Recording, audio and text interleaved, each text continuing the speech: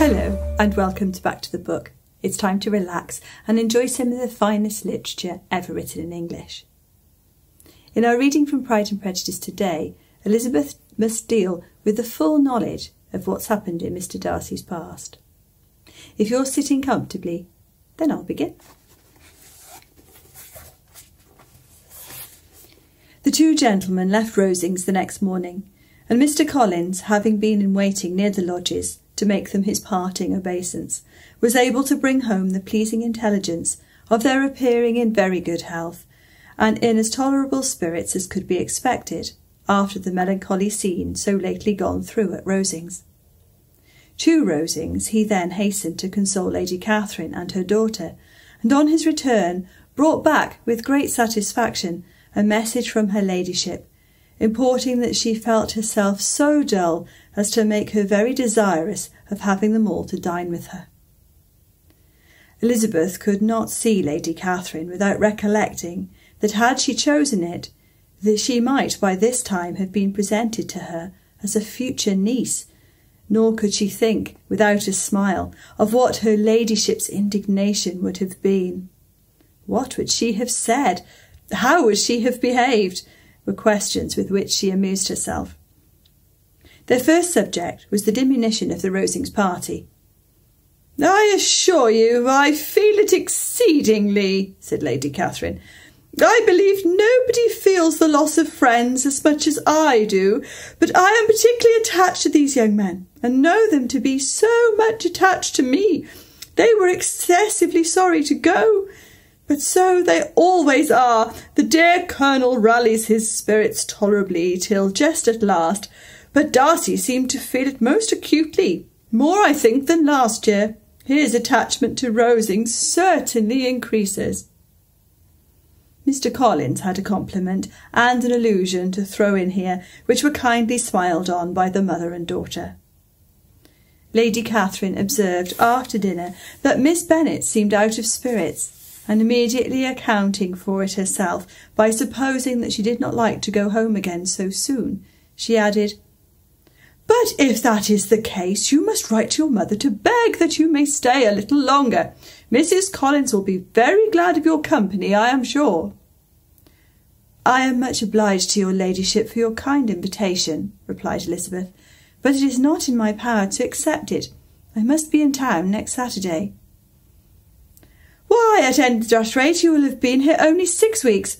I expected you to stay 2 months. I told Mrs. Collins so before you came. There can be no occasion for your going so soon.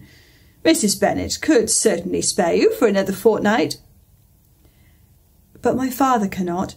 He wrote last week to hurry my return." "Oh, your father, of course, may spare you if your mother can. Daughters are never of so much consequence to a father. And if you will stay another month complete, it will be in my power to take one of you as far as London, for I am going there early in June for a week, and as Dawson does not object to the barouche box, there will be a very good room for one of you, and indeed, if the weather should happen to be cool, I should not object to taking you both, as you are neither of you large." "You are all kindness, madam, but I believe we must abide by our original plan." Lady Catherine seemed resigned. "Mrs. Collins, you must send a servant with them. You know I always speak my mind, and I cannot bear the idea of 2 young women travelling post by themselves. It is highly improper. You must contrive to send somebody. I have the greatest dislike in the world of that sort of thing. Young women should always be properly guarded and attended, according to their situation in life. When my niece Georgiana went to Ramsgate last summer, I made a point of her having 2 men servants go with her. Miss Darcy, the daughter of Mr. Darcy of Pemberley, and Lady Anne, could not have appeared with propriety in a different manner. I am excessively attentive to all those things. You must send John with the young ladies, Mrs. Collins. I am glad it occurred to me to mention it, for it would really be discreditable to you to let them go alone." "My uncle is to send a servant for us." "Oh, your uncle! He keeps a manservant, does he? I am very glad you have somebody who thinks of these things. Where shall you change horses? Oh, Bromley, of course. If you mention my name at the bell, you will be attended to." Lady Catherine had many other questions to ask respecting their journey, and as she did not answer them all herself, attention was necessary, which Elizabeth believed to be lucky for her, or, with a mind so occupied, she might have forgotten where she was. Reflection must be reserved for solitary hours. Whenever she was alone, she gave way to it as the greatest relief, and not a day went by without a solitary walk in which she might indulge in all the delight of unpleasant recollections. Mr. Darcy's letter she was in a fair way of soon knowing by heart. She studied every sentence, and her feelings towards its writer were at times widely different. When she remembered the style of his address, she was still full of indignation, but when she considered how unjustly she had condemned and upbraided him, her anger was turned against herself, and his disappointed feelings became the object of compassion. His attachment excited gratitude, his general character, respect, but she could not approve him, nor could she for a moment repent her refusal, or feel the slightest inclination ever to see him again. In her own past behaviour there was a constant source of vexation and regret, and in the happy-unhappy defects of her family a subject of yet further chagrin. They were hopeless of remedy. Her father, contented with laughing at them, would never exert himself to restrain the wild giddiness of his younger daughters, and her mother, with manners so far from right herself, was entirely insensible of the evil. Elizabeth had frequently united with Jane in an endeavour to check the imprudence of Catherine and Lydia, but while they were supported by their mother's indulgence, what chance could there be of improvement? Catherine, weak-spirited, irritable, and completely under Lydia's guidance, had always been affronted by their advice, and Lydia, self-willed and careless, would scarcely give them a hearing. They were ignorant, idle, and vain. While there was an officer in Meryton, they would flirt with him, and while Meryton was within a walk of Longbourn, they would be going there for ever. Anxiety on Jane's behalf was another prevailing concern, and Mr. Darcy's explanation, by restoring Bingley to all her former good opinion, heightened the sense of what Jane had lost. His affection was proved to have been sincere, and his conduct cleared of all blame, unless any could attach to the implicitness of his confidence in his friend.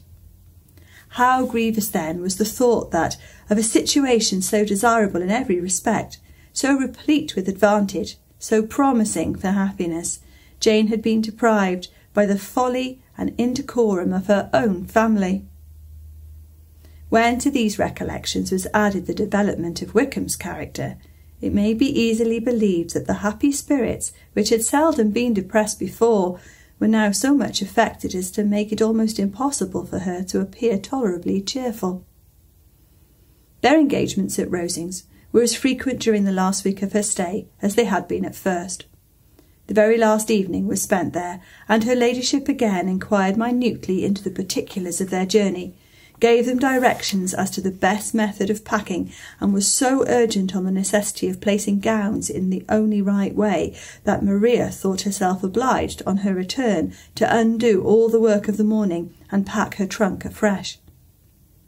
When they parted, Lady Catherine, with great condescension, wished them a good journey, and invited them to come to Hunsford again next year, and Mr. Burke exerted himself so far as to curtsy and hold out her hand to both. On Saturday morning, Elizabeth and Mr. Collins met for breakfast a few minutes before the others appeared, and he took the opportunity of paying the parting civilities which he deemed indispensably necessary. "I know not, Miss Elizabeth," he said, "whether Mrs. Collins has yet expressed her sense of your kindness in coming to us, but I am very certain you will not leave the house without receiving her thanks for it. The favour of your company has been much felt, I assure you. We know how little there is to tempt anyone in our humble abode, our plain manner of living, our small rooms and few domestics, and the little we see of the world, must make Hunsford extremely dull to a young lady like yourself, but I hope you will relieve us grateful for the condescension, and that we have done everything in our power to prevent your spending your time unpleasantly." Elizabeth was eager with her thanks and assurances of happiness. She had spent 6 weeks with great enjoyment, and the pleasure of being with Charlotte and the kind attention she had received must make her feel the obliged. Mr. Collins was gratified, and with a more smiling solemnity replied, "It gives me the greatest pleasure to hear that you have passed your time not disagreeably. We have certainly done our best, and most fortunately having it in our power to introduce you to very superior society, and from our connection with Rosings, the frequent means of varying the humble home scene, I think we may flatter ourselves that your Hunsford visit cannot have been entirely irksome. Our situation with regard to Lady Catherine's family is indeed the sort of extraordinary advantage and blessing which few can boast. You see on what a footing we are. You see how continually we are engaged there. In trust I must acknowledge that, with all the disadvantages of this humble parsonage, I should not think any one abiding in it an object of compassion, while they are sharers of our intimacy at Rosings." Words were insufficient for the elevation of his feelings, and he was obliged to walk about the room, while Elizabeth tried to unite civility and truth in a few short sentences. "You may, in fact, carry a very favourable report of us into Hertfordshire, my dear cousin. I flatter myself, at least, that you will be able to do so. Lady Catherine's great attentions to Mrs. Collins you have been a daily witness of, and altogether, I trust, it does not appear that your friend has drawn an unfortunate... But on this point it may well be silent. Only let me assure you, my dear Miss Elizabeth, that I can from my heart most cordially wish you equal felicity in marriage. My dear Charlotte and I have but one mind and one way of thinking. There is in everything a most remarkable resemblance of character and ideas between us. We seem to have been designed for each other." Elizabeth could safely say that it was a great happiness where that was the case, and with equal sincerity could add that she firmly believed and rejoiced in his domestic comforts. She was not sorry, however, to have the recital of them interrupted by the entrance of the lady from whom they sprung. Poor Charlotte! It was melancholy to leave her in such society, but she had chosen it with her eyes open, and though evidently regretting that her visitors were to go, she did not seem to ask for compassion. Her home and her housekeeping, her parish and her poultry, and all their dependent concerns, had not yet lost their charms.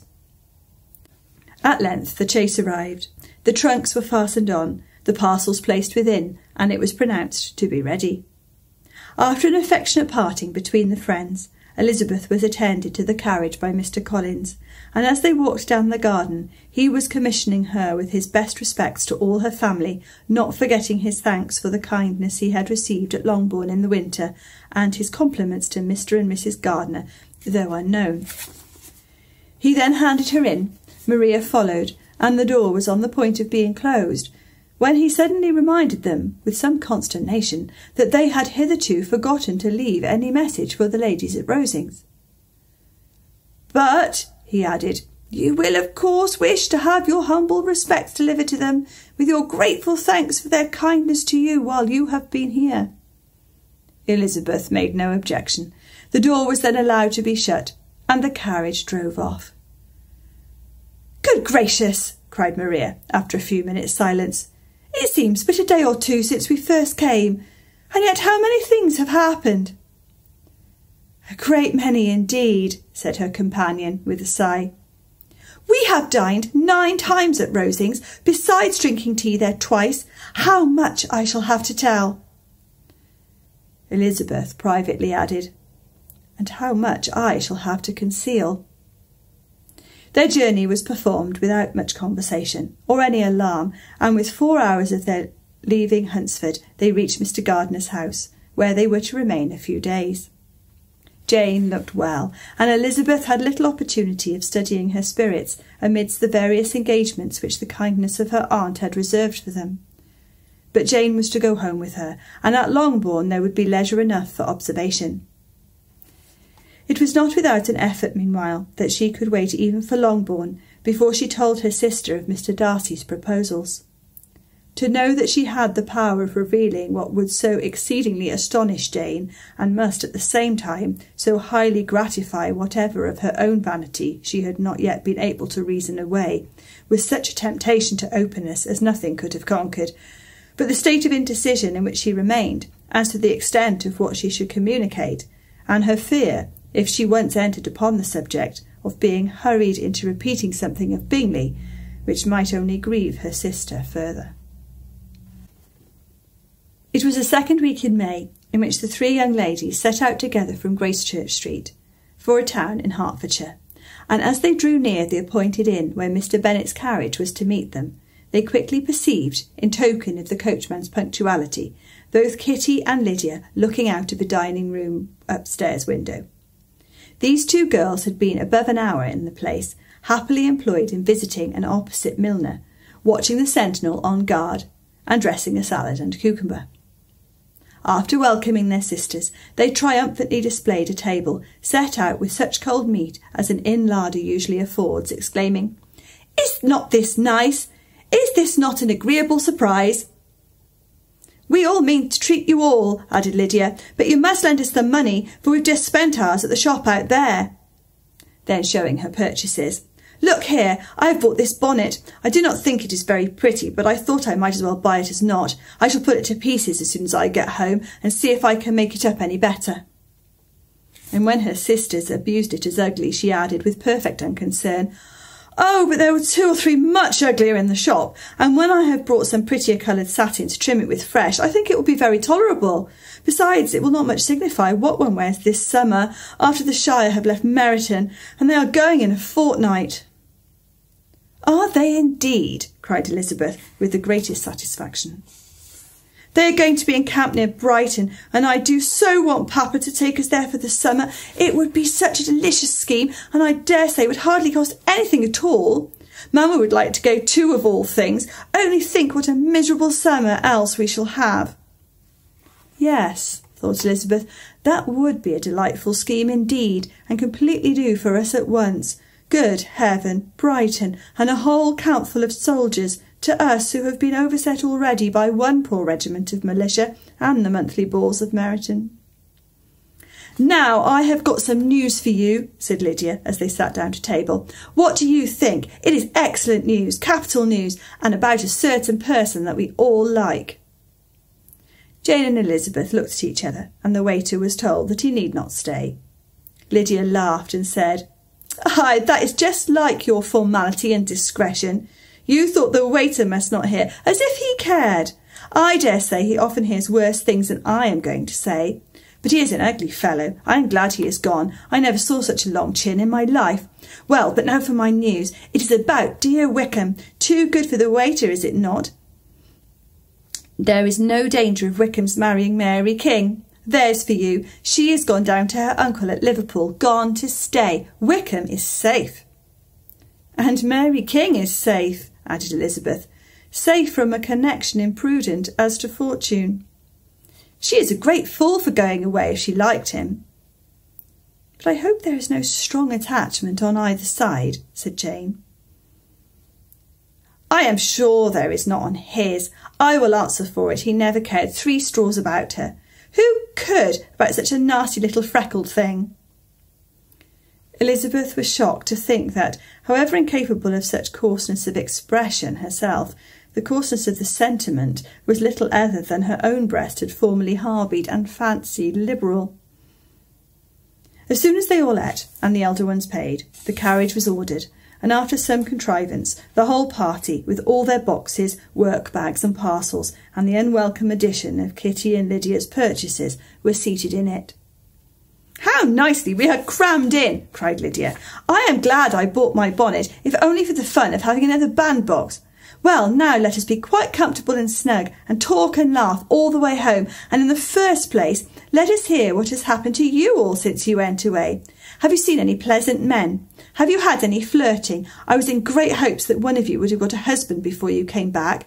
Jane will be quite an old maid soon, I declare. She is almost 23. Lord, how ashamed I should be of not being married before 23. My Aunt Phillips wants you so to get husbands you can't think. She says Lizzie had better have taken Mr. Collins, but I do not think there would have been any fun in it. Lord, how I should like to be married before any of you, and then I would chaperone you about to all the balls. Dear me, we had such a good piece of fun the other day at Colonel Foster's. Kitty and me were to spend the day there, and Mrs. Foster promised to have a little dance in the evening. By the by, Mrs. Foster and me are such friends. And so she asked the two Harringtons to come, but Harriet was ill, and so Pen was forced to come by herself. And then, what do you think we did? We dressed up Chamberlain in women's clothes on purpose to pass for a lady. Only think what fun! Not a soul knew of it but Colonel and Mrs. Foster and Kitty and me, except my aunt, for we were forced to borrow one of her gowns, and you cannot imagine how well he looked. When Denny and Wickham and Pratt and 2 or 3 more of the men came in, they did not know him in the least. Lord, how I laughed, and so did Mrs. Foster. I thought I should have died, and that made the men suspect something, and then they soon found out what was the matter. With such kind of histories of their parties and good jokes did Lydia, assisted by Kitty's hints and additions, endeavour to amuse her companions all the way to Longbourn. Elizabeth listened as little as she could, but there was no escaping the frequent mention of Wickham's name. Their reception at home was most kind. Mrs. Bennet rejoiced to see Jane in undiminished beauty, and more than once during dinner did Mr. Bennet say voluntarily to Lizzie, "I am glad you are come back, Lizzie." The party in the dining-room was large, for almost all the Lucases came to meet Maria and hear the news, and various were the subjects which occupied them. Lady Lucas was inquiring of Maria across the table after the welfare and poultry of her eldest daughter. Mrs. Bennet was doubly engaged, on one hand collecting an account of the present fashions from Jane, who sat some way below her, and on the other retailing them all to the younger Miss Lucases, and Lydia, in a voice rather louder than any other person's, was enumerating the various pleasures of the morning to anybody who would hear her. "Oh, Mary," said she, "I wish you had gone with us, for we had such fun. As we went along, Kitty and me drew up all the blinds and pretended there was nobody in the coach, and I should have gone so all the way if Kitty had not been sick. And when we got to the George, I do think we behaved very handsomely, for we treated the other 3 with the nicest cold luncheon in the world, and if you would have gone, we would have treated you too. And then, when we came away, it was such fun. I thought we should never have got into the coach. I was ready to die of laughter, and then we were so merry all the way home. We talked and laughed so loud that anybody might have heard us 10 miles off." To this, Mary very gravely replied, "Far be it from me, my dear sister, to depreciate such pleasures. They would doubtless be congenial with the generality of female minds, but I confess they would have no charms for me. I should infinitely prefer a book." But of this answer Lydia heard not a word. She seldom listened to anybody for more than half a minute, and never attended to Mary at all. In the afternoon Lydia was urgent with the rest of the girls to walk to Meryton and see how everybody went on, but Elizabeth steadily opposed the scheme. It should not be said that the Miss Bennets could not be at home half a day before they were in pursuit of the officers. There was another reason, too, for her opposition. She dreaded seeing Wickham again, and was resolved to avoid it as long as possible. The comfort to her of the regiment's approaching removal was indeed beyond expression. In a fortnight they were to go, and once gone she hoped there could be nothing more to plague her on his account. She had not been many hours at home before she found that the Brighton scheme, of which Lydia had given them a hint at the inn, was under frequent discussion between her parents. Elizabeth saw directly that her father had not the smallest intention of yielding, but his answers were at the same time so vague and equivocal that her mother, though often disheartened, had never yet despaired of succeeding at last. Thank you for listening. If you liked that episode, do like and remember to subscribe to the channel so that you can find out what happens next time. I look forward to seeing you then. Goodbye.